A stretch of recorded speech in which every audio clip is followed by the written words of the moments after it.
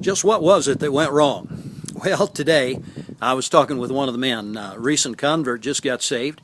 He's a little over 20-year veteran of the armed forces here in Africa, in this country where I'm at. And he'd gotten saved, very concerned about his family, wanting them to know about Christ.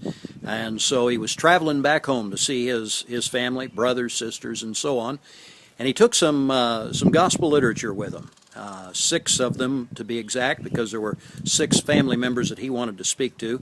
Gave it to all of them, and he came back lamenting the fact that he set them all down individually, explained to them what to do, explained to them what the gospel was about, and then handed them the literature and asked them to fill out some questions, simple questions there, and that's where it all stopped. They didn't seem to carry through, though they said that they would.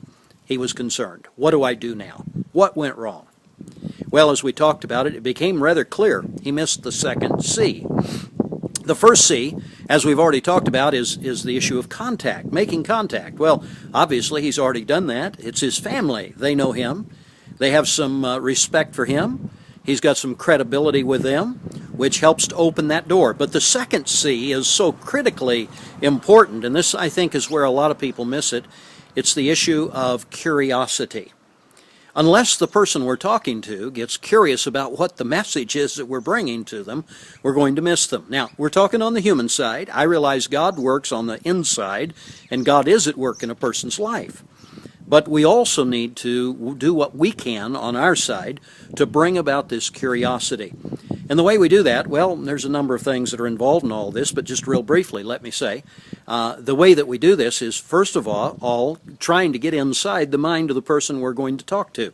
Understand what questions they may be asking at a heart level, needs they may have in their life, or at least questions that they're looking for answers to. If you can ask that question, you'll open up a dialogue with them, you'll begin discussing with them, and then be able to move them to an answer from the Word of God. That's a great way to do it.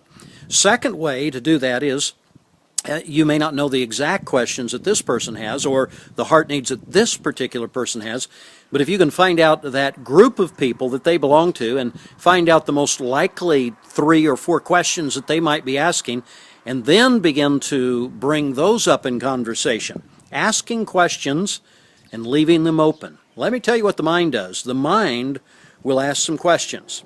And once a question's asked, the human mind is such that it goes looking for answers. So if we'll learn to ask good questions, we can often uncover what's going on in the heart. Now, there's ways of doing this, ways to develop all of this, and I'd encourage you, if you'd like to know a little bit more about that, click the link at the bottom there. It'll take you to some evangelism tips that'll be of some help to you, I think. And the real issue now is making contact and then bringing along with curiosity so that the person has an interest in what we're saying, so we're not just talking into the wind. Then we can move to the next 2 C's in this business of evangelism. Thanks for listening.